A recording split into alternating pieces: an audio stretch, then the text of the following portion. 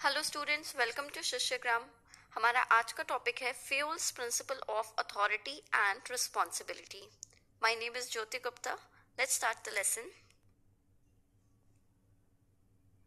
So before we start with the principle of authority and responsibility, हमको ये समझना है कि अथॉरिटी का मीनिंग क्या है और रिस्पॉन्सिबिलिटी की क्या मीनिंग है।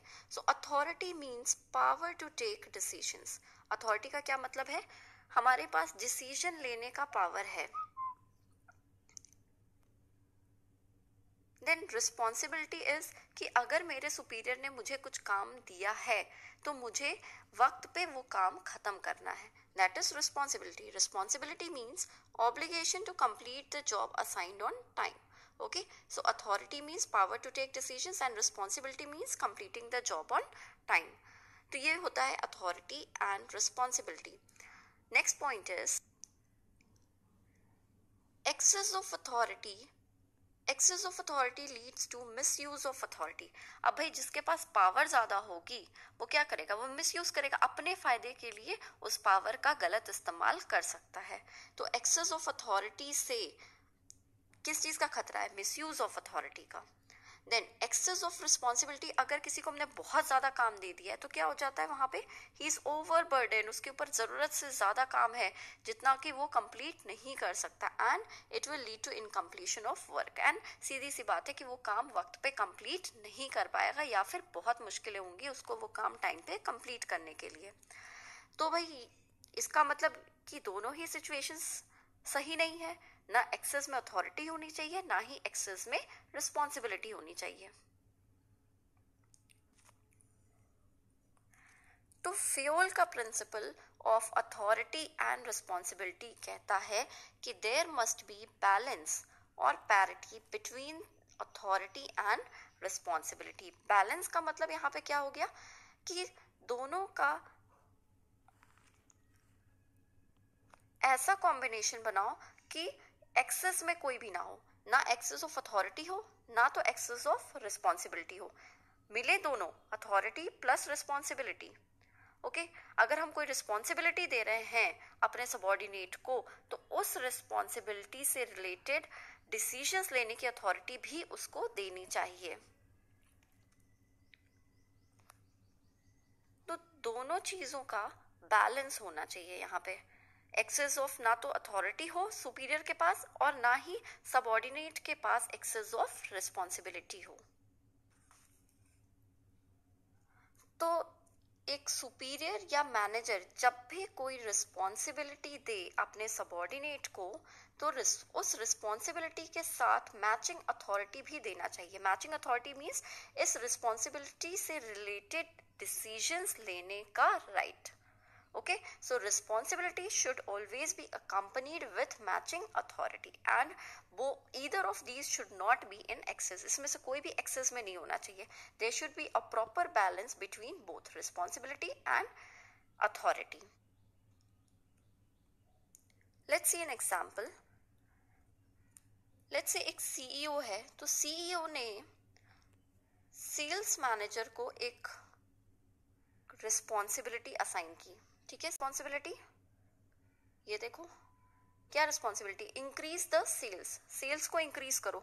ये काम सीईओ ने सेल्स मैनेजर को दे दिया, तो ये गई हमारी अथॉरिटी, मिल गई सॉरी रिस्पॉन्सिबिलिटी। देन अब इस रिस्पॉन्सिबिलिटी के साथ सीईओ को कुछ अथॉरिटी देनी पड़ेगी सेल्स मैनेजर को। क्या है वो authority? Decisions regarding appointment of sales person, advertising etcetera. अब भाई सेल्स इंक्रीज करने के लिए उसे बहुत सारे काम करने पड़ेंगे, इस पर्टिकुलर सेल्स मैनेजर को बहुत सारे डिसीजंस लेने पड़ेंगे टू इंक्रीज द सेल्स, जैसे कि इफिशिएंट सेल्समैन को अपॉइंट करना, ठीक है, एडवर्टाइजिंग कराना। तो इन सब चीजों से रिलेटेड डिसीजंस लेने का जो राइट है वो सेल्स मैनेजर को मिलना चाहिए। तो रिस्पॉन्सिबिलिटी मिलनी चाहिए and then along with that authority भी मिलनी चाहिए, मैचिंग अथॉरिटी मिलनी चाहिए। So I hope this is clear, principle of authority and responsibility. Now let's see the positive impact of this principle of authority and responsibility. Positive impact means अगर ये principle किसी भी organization में follow होता है तो उसके क्या benefits रहेंगे, क्या advantages होंगे. First point, achievement of target on time without delay.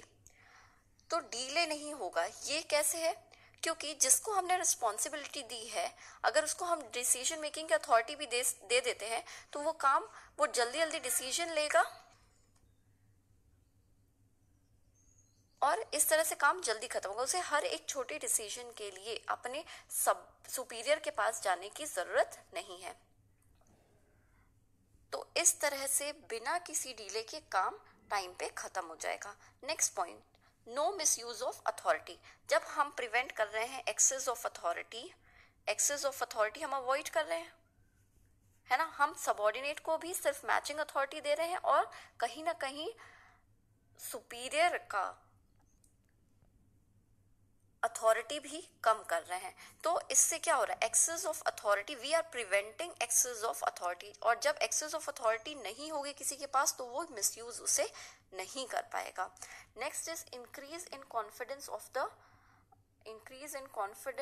The this is subordinate. Okay, तो जब भी सबऑर्डिनेट को कुछ अथॉरिटी, कुछ डिसीजन लेने के पावर्स मिलते हैं तो क्या होता है, उसका कॉन्फिडेंस लेवल जो है वो बढ़ जाता है. So these are the positive impacts of authority and responsibility. अब हम देख लेते हैं एक बार violating effect. Violating effect means अगर ये प्रिंसिपल नहीं फॉलो हो रहा है तो क्या चीज़ें देखने को मिलेंगी, तो क्या इम्पैक्ट पड़ेगा उसका. तो जो हमारे पास वॉयलेटिंग इफेक्ट होगा वो होगा डेफिनेटली डीले होगा काम में, है ना.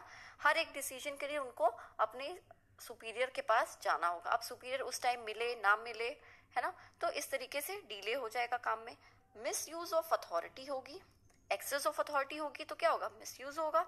देन इंक्रीज की जगह there will be decrease in confidence of authority. There will be not authority, this is employ और सबऑर्डिनेट.